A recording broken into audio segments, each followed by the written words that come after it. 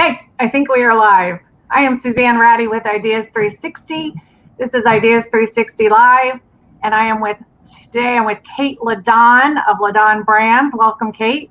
Thank you. Thanks for having me. It's good to see you. So I've been doing these interviews with entrepreneurs, learning a lot about all sorts of different industries, and I'm excited today. You and I go back a few years. Back to my days in sales when I really had no idea what I was doing. So it's an exciting discussion.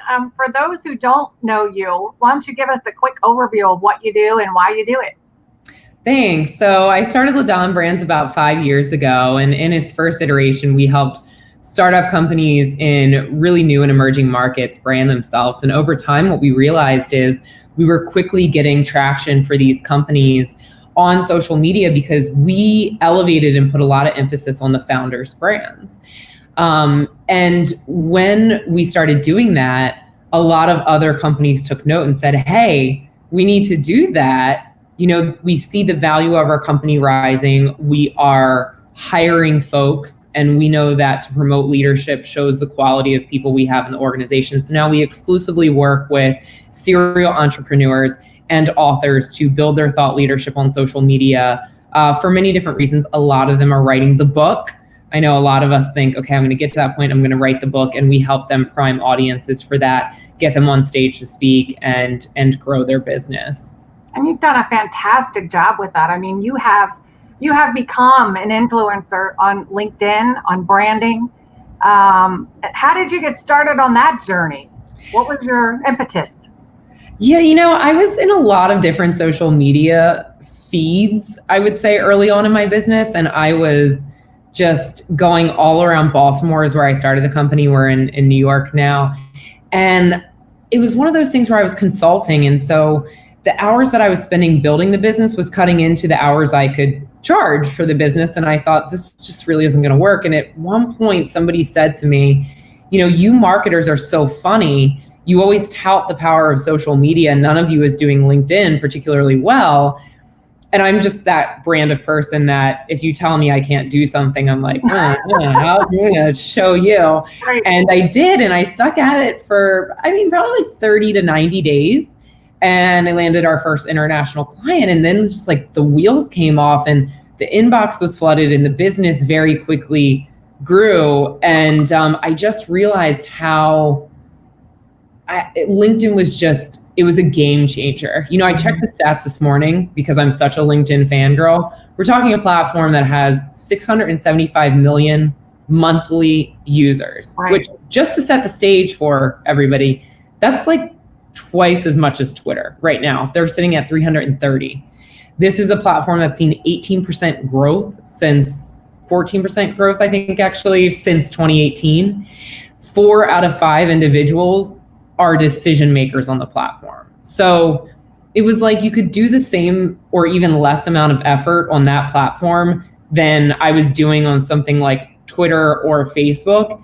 And the ROI was just out of control because it was larger clients, larger budgets, and there just weren't a lot of people, and still to this day, creating really good, valuable content on the platform. So it's kind of like this all-out land grab on LinkedIn. Yeah, and I think that most of the clients that I work with, when I say, well, what are you doing on LinkedIn? They go, we don't really get much out of LinkedIn. Like, don't you hear that a lot? Yeah, all the time. And really, it's just a factor of their comfort level or learning how to use it. And I know that you have programs that teach people how to use it. There's all sorts of programs out there that can teach you how to use LinkedIn, but, I'll give you a little kudos as I went through your workshop. And, learning the basics of LinkedIn is fine, but learning like some of the things that you teach about how to really nurture and expand your sphere of influence and how to engage with folks on LinkedIn. I think that's critical, and it's a wise investment, no doubt. Thank you. I think a lot of people just have this experience with LinkedIn. I certainly did, where you enter the job market, you get your first job with LinkedIn, or you have to be on there because you think a hiring manager, when you're interviewing for your first job, is going to look at it. And then you update it when you get a new position or title, and then you just kind of leave it dusty. And then you're in a role where you either start a company or you're in sales, and you still have this context of LinkedIn as the hiring and the recruiter's tool, and not like the sales engine that it is. And many people, because that was their first experience of LinkedIn, their branding and their positioning is very attached to, I have to promote myself versus I have to develop and help an audience here. Right. And that's, I think, the pivotal shift you see people making on that platform. But by the very nature of how we first got introduced to it, it doesn't really set you up to win in those sense of it was the thing we did to get a job. Yeah. But now those same principles are not going to be the thing to get you the clients, to get you the team if you're growing and scaling a business. So very, very different mindset about it. And thank you. Having you go through the program was phenomenal. Yeah, absolutely. So we're talking about branding and entrepreneurship today. And I think, one of the big mistakes that I see is people confuse branding and self-promotion. They think that personal branding is self-promotion, which I believe is a common misconception. And, if I go through a LinkedIn post or a Facebook, more LinkedIn than Facebook, I often see people doing this personal branding thing that is just basically self-promotion. Talk to us about your take on that. It's so interesting. I'm consistently humbled by our clients, talking about people who are running businesses that we're all familiar with. These are household names like Fortune 500 companies and nonprofits and community leaders. And you know the business and you don't know the name because these folks are behind the scenes growing and scaling a team and a business to just superior levels. And when we work with them by way of publishers or publicists or whoever sends them to us, it's so endearing because they're always the smartest person in the room. And they always have the smallest following on social media. And they say, well, I don't want to be super self-promotional, right? It goes against everything that I've spent a career doing. Yeah. And it's that coaching of, no, people who promote themselves don't actually do really well. They might be popular. They're certainly not profitable or super impactful beyond kind of this vapid surface level, like touch that they have with people. The best personal brands in the world, they're teaching and they're solving. And so let's get you to start thinking about providing lessons at scale and solving problems at scale, which you have done your entire life. And there's just ways we have to frame it. But time and time again, especially now, you're right. There's kind of, I feel like LinkedIn is on the laggard curve sometimes of the social media bell curve. And so it's like you see these trends that moved through spaces like Facebook and Instagram now hitting LinkedIn. And one of those is that I'm going to put a picture of myself and just maybe a light like quote or something. And don't get me wrong, every now and again, definitely like show people who you are.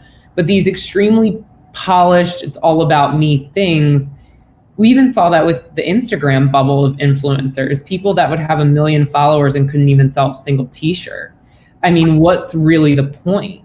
And especially on LinkedIn with a crowd who like 51% are going through higher levels of education, that vapid kind of content that's not actually really solving or getting underneath of somebody's problems, it's just not going to work. And so for those of you who are really shy and think, oh, I'm an introvert and to be loud and about myself is not really my style, I've got good news for you. You've actually got probably a better mindset than those extroverts of us who are like, I'm here, I'm going to do it. Let's do it. Right. I've got to walk myself back a lot. Yeah. I mean, I have had clients, and I know you've seen this too, that they'll invest $5,000 or $10,000 in a branding photo shoot.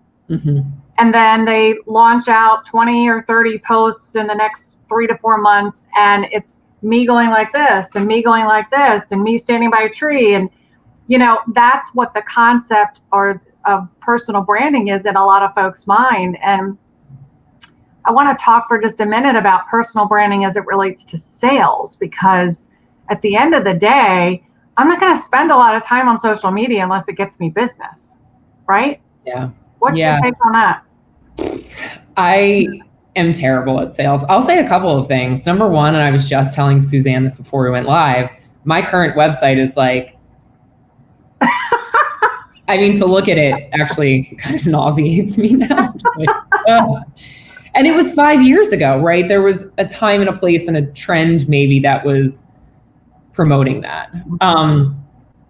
And it's not what moves the needle. It's things like this that we're doing now and providing value that does, but particularly when it comes to sales. I was somebody who was objectively bad at sales. I mean, I really just couldn't land the plane. And I would do this thing where I would go on any single prospect call in the world or get coffee with anybody who said I should get coffee. And I just thought it's a numbers thing. If I do it enough, somebody will bite. But I would come and I would just impress them with how smart I was, or that was like what I thought I was smart. Right. And they'll just be so wowed that they'll have to hire me. And of course, that was not leading to anything except for my own burnout in the business. And so when I started to go on LinkedIn after somebody told me, you all really need to do a better job with this as marketers, I almost unintentionally found my stride in how to create content that was solving problems, because I was solving these problems out loud for myself as a business owner. How do I do this? What's the best way to do this? What's the best way to package or position something? And as I was having those learning lessons on LinkedIn and sharing it with the world, because I just thought, I'm going through it right now, other people might as well benefit from my growing pains, something remarkable started happening, which is I would get on the phone with prospects who found me on LinkedIn, and I would go through my whole terrible spiel. And they would say, yeah, I don't think you get what's happening here. I'm not asking if I should hire you. It's very clear based on your content, you know what you're doing. I'm asking you what that looks like for me and how much it's going to cost. And I had this revolution. It's like, oh, they just want to know like how best I can solve their problem. Right. And so I think I got my legs and I started feeling comfortable with that because of the training wheels of LinkedIn. And it was almost like all that content that was aimed at, again, solving a problem and being of value, not about me, but about my audience and about what they were going through, primed them for a conversion. It required way less selling on the phone and more of what does this look like in time and space or in the trenches together? And so what package is going to work best for you? Yeah. And I was also saying, I also realized through that experience, you don't have to sell to everybody. I thought sales is like, I'm so KPI and metric obsessed that it was like, what's my close rate? What's my close rate? It's not as important of a conversation if you're trying to close everybody. You really, and I'm so curious to hear your standpoint on this, but for me, it's like, you should also be paying attention to your no rate for certain people, because that's as important. Who you say no to is as important, if not more important, to give you the space for who you say yes to and say a really good yes to. Yeah. And for me, the personal branding thing, I think it's conveying the expertise that you have, for sure. That can be considered promotional. But if it's done in the right way, personal branding basically is the sales process, because, I know you say riches are in the niches. My big saying is, are you selling something or solving something? Yeah. If your personal branding revolves around the pain points that you address as a salesperson, let's say, then there is no sales process. The sales process starts when they see your personal brand and they go, oh, I probably need to talk to her. And then by the time they pick up the phone, just like you just said, you're not selling anything. It's just a matter of what solution does this person need? So it takes all of the game, I guess, out of sales, because at that point, you're not selling, you're solving. You're so right. It reduced every bit of self-induced pressure I put on that situation. And I mean, I really put a lot of pressure on it as a business owner. Sales is your salary, it's your team's salary, it's life. Cash flow is the life flow of your business. And when you put so much pressure on selling and not on solving, you create just what I would view as just this huge block for yourself and for your clients. It's actually not unnecessary barriers. Yeah. I'm telling you, I say that is the absolute golden nugget. If I could write a letter to myself, and go back in time, that's the gold nugget, is that if you focus on solving, not selling, then you never have to be uncomfortable with the selling process. Yeah. And it really, really takes every bit of pressure off of you. The more selfless you are in branding or sales, the way less pressure there is. I remember at one point I was in an entrepreneur group. I actually wrote about this on LinkedIn. We were talking about imposter syndrome. Yep. And this gentleman in the group said, I really just don't experience imposter syndrome. And I did the largest visible eye roll ever. I was like, oh, good for you. Or, went on the thing of like, well, you didn't know, like, right. Women, we're always like needing to assert ourselves more. It's just like everything I went through.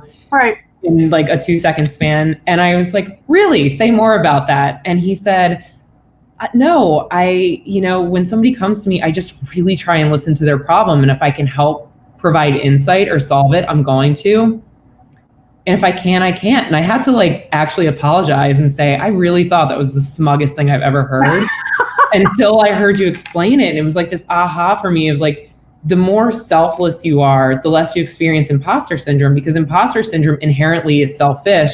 Yeah. Just like making it all about you in sales or all about you in branding is selfish. And you're unknowingly putting so much pressure on yourself. Yep. And you just want to be out here with people and helping them. Everything flows way better when that's the stance you take in a brand or in a sales process. And authenticity is the big word of the day. And that leads into the same exact discussion. Because, yes. Just like you said, if I'm meeting with a client and I realize, I can't help this guy. I am, number one, I'm so much more effective when I just honestly and authentically say, I'm not going to be able to help you with this, but I know somebody who can, or I'll find somebody who can. That I'm a resource. Yep.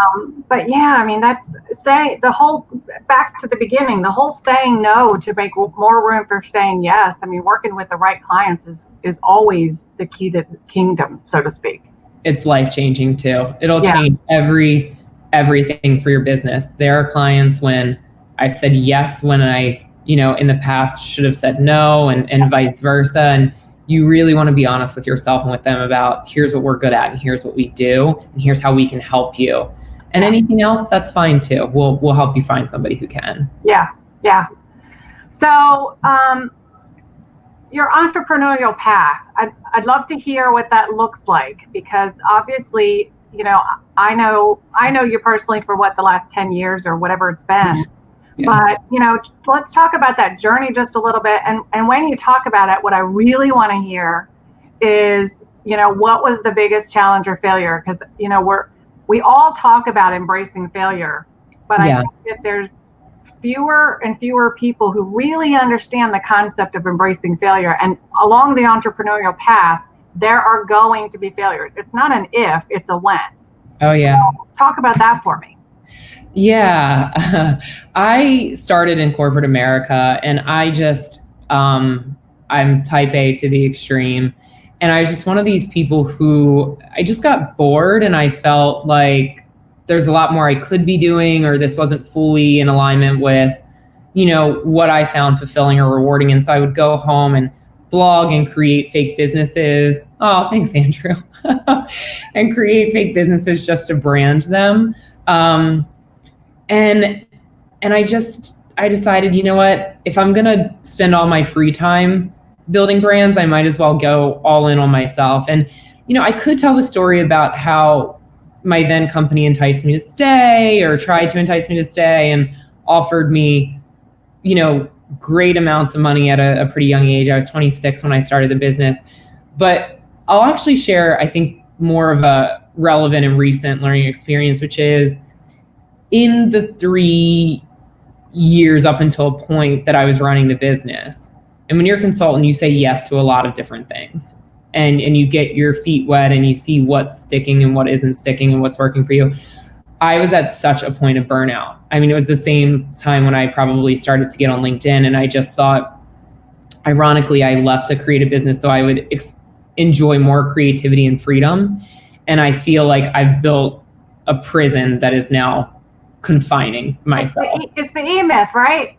Yes, 100% E-myth. Like, yeah. I just wanted to be the free-spirited technician, and all of a sudden being the manager and being the visionary and everything was required of me too. And for so long, I thought I was going to build one of these internet businesses. And don't get me wrong, I have an online course, Suzanne was speaking about it earlier. And I was just going to do that. I was going to sell online courses and, go to Fiji for 3 weeks or whatever it is you convince yourself you're going to do. And when you listen to internet marketers. And I think the aha was only very recently. I mean, in the last 2 years, because I've had the business for 5, when the thing that was missing for me was team and hiring people who were smarter than me. This goes back to don't make it about you. When you were building an online course or you want to do the internet marketer version of success, which the statistics on that, folks, like check them out, how many people that's actually a reality for. You think I have to be the smartest person. I have to do this. It's my brand that I'm building here. And as obvious as it is to everybody but the paradigm I was living in, when I hired a team and really empowered them and understood that my role then became setting the vision for the company and providing them with whatever resources and support they needed to get the job done, is when my life changed. And again, I became selfless in building a team. And so I think to really tie it back to, and I didn't even mean to when I started, how much personal branding and some of the not great information or images about personal branding are painted for people, make it all about you and how you can build a lifestyle business. Like a lifestyle business was such a term, I think a couple years ago, that thank God, I hope has seen its day, because I just think it paints up this very, very false perception of what a business is. It always is going to occur in a version of team, and whether that's being in partnership with your clients or building out a team. For me, that support and that team and that community is really what I was missing. And having that in a few different iterations. And I mean, it really was like I was at burnout with myself, with profitability with the business. And I got to this revelation where I realized I'd rather make 1% on 100 people's efforts than 100% on one person's effort. And I think that became really relevant when COVID hit and people would ask me, what happens if you're sick? You're in New York. And to be able to say, all good, we've got a team all across the country and the world. It's not even going to go down for like a second. I think that's when it really, like, the pinnacle of, oh wow, I now really, really see where that kind of blind spot was for me. But I think again, it was totally perpetuated by the idea of it had to be me, and it was self-promotional. And we've all, when you start out on the entrepreneurial path, everybody tells you to read the book, The E-Myth. That's the book. And you read it and you go, oh yeah, okay, got it. But it seems like all of us make the same mistake of not hiring people because, we're trying to maintain that sustainability of how much can I pay myself? How much do I need to run the business? And I was interviewing Wanda Smith recently, and she's, very successful in her own right. And she said to me that, I said, what's the first thing you did when you left? And she said, oh, I hired 2 people. And I said, you hired 2 people? That was the first thing you did? She said, look, I'm good at sales. I'm good at knowing what I do, selling what I do. She's like, I didn't have time to, do my marketing or do my accounting. I needed people to do that stuff. And that was an aha moment for me too, because I was like, that's the biggest mistake I think every single entrepreneur makes, is not hiring the people to support you so you can do what you do best. And that's going to change time and time again. And your problems or challenges get bigger and bigger, bigger and bigger and bigger. But when you have a community working at those problems, it's so much better than different perspectives, different talents. Yeah, absolutely. Absolutely. Yeah. What about mentorship? In the entrepreneurial process, we always have the opportunity to mentor others through groups and through employees. What's that journey look like for you, and what kind of roles it played in your life? Oh, I think everything. So much of, they say when people, this is maybe a bit of armchair research, so I'll probably, Suzanne will have to fact check this after the cast. But I think that a lot of successful people, one of the things that people don't pay enough attention to is proximity to a mentor or a hero. Mm-hmm. And so as a female, and as somebody who was the only entrepreneur in her family, having very close proximity to other women who had built and scaled multi-million-dollar corporations just wasn't something that was in my sphere. And when you can't see a hero that looks like you doing that, you feel like it's not possible for you. Good for those people, but I don't look like them, or I didn't have the resources, or I didn't have their, education. And so when I finally got reconnected with my cousin who ran a venture firm and sold a very successful business and was a Forbes ranked entrepreneur, I totally was like, it's a distant cousin by blood standards, but we got reconnected in networking in Baltimore. Ironically, a wealth advisor said, you should really talk to this woman. She's genius. And you guys remind me a lot of each other. And he mentioned her name, and I was like, I think we remind you a lot of each other because we're weirdly related. I think our grandfathers are like brothers. And so he's like, oh, no way. I got to link you guys back up. And I ended up branding a lot of her companies. She has cannabis businesses now. And that was a game changer to me to, again, be in proximity to somebody who had gone forth and done it. And the other path of that, going back to community, is I had joined the Entrepreneur Organization's Accelerator program. And for those of you who aren't familiar with the EO network and EO, or any peer community like that, Vistage, EO, I think that it's mandatory for entrepreneurs, because what those groups do really well is having you in a room with other business owners to talk about like the 5% of things that you don't even want to tell your spouse. And I think every entrepreneur has this moment of, what if I'm just not good enough to do this? Yeah. And it's such a personal endeavor. Like, I'm so sick of, this phrase, it's not personal, it's business. And I'm like, yeah, right. Tell that to an entrepreneur. Like, everything's personal. It's not business. It's all personal. Having access to people where you could just say, really, like, I was at this for 5 years and I thought I was impervious to X, Y, and Z. And with one comment from a client, I just felt like that little 26-year-old girl again, who is like proving herself, to have the space to authentically say that and have a room full of people be like, yeah, man, been there. Right. And people where you're like, you're running a big organization, you feel that way too. It brings you back to the humanity of entrepreneurship. So if you're not in an entrepreneur peer support group or have access to mentorship, I would say it's the one thing that has helped me maintain sanity. And, I'm very upfront too. Therapy is my jam. Love my therapist. Like, you're taking on so much when you take on a business. Mm-hmm. And if you don't have structures, mentorship, support groups to help you with that, I really encourage you to do it. I've been on both sides of it, and it can be very lonely and isolating, or it can be very supportive. Yeah, definitely. Totally agree with all of that. And I think, today, fortunately with COVID, the silver lining to COVID is that a lot of those groups are meeting virtually. I put off for a long time. I put off joining groups like that. I was part of Vistage for a while, but I put off joining groups like that because of the time commitment. But the fortunate thing, if we take a silver lining out of it with COVID, is you can hop on a Zoom, forget about travel time, forget about the big time commitment. And I agree, it's a huge investment in yourself. And those groups really are, to go back to E-Myth, because I love that book so much.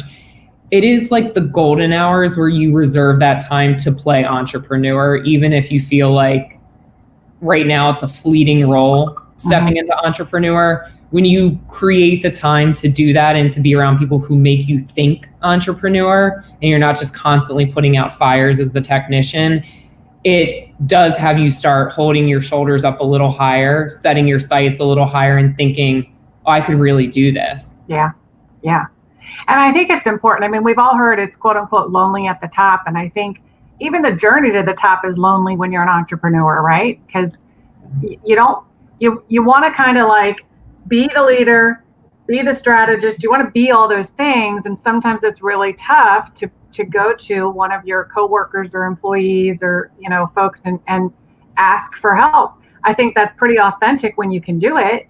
But I think, mentorship and certainly groups like that, networking groups like that, offer those opportunities for you to be authentic. And, what I found, I'm sure it sounds like what you found too, is that most of the people sitting in those rooms have the same exact challenges, same questions. Some of them have the answers. Some of them just shake their head and go, anybody got the answer? That's right. And just even hearing that other people are struggling with it is huge. But right. I think they also just empower you to be more authentic. A couple of weeks ago, I was on a Zoom entrepreneur peer network group. And at the end, the facilitator was like, how are you guys doing? And I broke down and I was like, the business is growing. I haven't seen my family at that point in 4 months because I was isolated up here. Yeah, I'm really going through it. I was like bawling in front of business owners I respect so much. And all of them were like, man, I hear you. And so I met with my team and they asked me how I was doing. And I was honest with them. Like, I'm not doing well at this point. I haven't seen my family in 7 to 8 months. I don't know when I'm going to see them. Now they're in hot spots and you just realize how it's all, again, human. And to be a good leader is also to know when you need to be strong for everybody and know when you need to let other people be strong for you. Absolutely. Absolutely. All right. So we might have already covered this, but if you were to write a letter to your future self, so, go back to the 20-year-old Kait, what would be in that letter? Oh man, 20-year-old Kait, buy stock in Zoom and Tesla. But aside from the obvious financial advice, there's a few companies I would have invested in. Right. I would have said, you don't have to have it all figured out like right away. There was so much pressure on myself, even at 26, that I thought I started the business too late, which is laughable. And that so much of the best parts of business are in the process of figuring it out, and to get the network and to get the mentorship and to really get your circle tight and right from the beginning. I think one of those pivotal things I learned in my 20s was, where do I really want to invest my time? I had my 30th birthday like 2 years ago at this point. I just remember turning 30 and being excited to be out of my 20s and just being like, God, those were some stone cutting years. And I'm sure like every decade, you're just like, there's way more permission to be unapologetic about who you are. Right. But, a lot of my friends like kind of went through it when they turned like 30, 31. They're just like, oh, life is changing. And I was like, I am like, let's do it. Like, I am done with that. Those were you just try on so much stuff. What's right for you, what's not right for you. And I think at the time you think of those as very painful experiences. Right. When really it's just you're chipping away at everything that isn't a good fit for you and realizing it's not quitting, it's not losing. You're just focusing on the things that are actually really fulfilling, but having a nice, tight support group and people who lift you up and who you find to be inspirational will help that process be way smoother than if left on their own to do it. I would tend to agree with you on that. And I would probably say the other thing is understanding the value of outsourcing. Whether it's the accountant or the marketer or whatever, you don't have to hire a full-time CFO, for example. Yeah. But you need somebody who truly understands your business, can give you financial guidance as it relates to your business. And if you think you're going to run your business without that input and wing it, you could extend the growing pains for 5 years or whatever it is. Like, it's so much easier in our work environment to outsource. And then, there may come a time when you need to bring somebody on full time for that. But many people don't even outsource. They go, I'll handle my own books for now, or I'll handle my own marketing for now. And I think that's one of the biggest wise investments I've made in my business is outsourcing. Oh yeah, and I think again, like everything. So I outsourced the things I was terrible at right from the beginning. Yep. Like the bookkeeper, numbers, laughable to me. I just I really envy people who have a numbers mind. I think, wow, how is that? And a lot of people would say the opposite. You have such a way with words. I just wish my mind worked like that. Grass is always greener. But I got an outsourced CFO and a really great accountant. And what happened was when I did that, not only then did numbers become interesting to me because I knew what I was looking at and I didn't have to do all the legwork or something I didn't enjoy of getting the end product of those numbers or even knowing if that was the right numbers to look at. Then it became like a game, like, okay, so right, like how do I make these higher or lower using the things I'm really good at, sales and marketing. Yeah. Then you get to a point in the business, again, that E-myth, where you're like, okay, I've outsourced what I'm not good at. Now let's talk about outsourcing what I'm good at, but it's not the highest and best use of my time. And that one is even harder because you're good at it. Yeah. You're really good at it. But you have to ask yourself, like, in everything that the business demands of me, is my ego owning this activity because I'm good at it? And like, get over yourself. So I started to outsource some of my marketing. I'm a marketer. My whole brand is marketing and branding. And somebody had emailed me shortly after I outsourced it to my team and said, you've always been really good on LinkedIn, but lately you're great. And I was just like, I love to hear it. My ego probably wanted somebody to be like, only you can do it. But no, but it was like actually the best. It was the best thing I ever decided to do. And when somebody said, you were good, now you're great, again, it was just underscoring like what's possible with community. Yeah. Definitely. All right, Kait. Well, it's been great talking with you. Great catching up. Great to hear about your experience with entrepreneurship and branding. I know you're my go-to when I have clients who are looking to do the whole personal branding thing. And obviously, as I said, I've gotten a lot of guidance and information from all of the stuff that you do and the workshops and whatnot that you provide. What is the best way for folks to get a hold of you once this is all over? I'm going to say LinkedIn. Yeah, that's my baby. I love it. Good. I got the t-shirt. Thanks so much for joining me today. And we'll do a replay of this on LinkedIn. So everybody who wasn't able to join us today can grab us there if you want to see the replay. It'll also be up on our YouTube channel. Thanks, Kait. Everybody else, see you next time. Take care.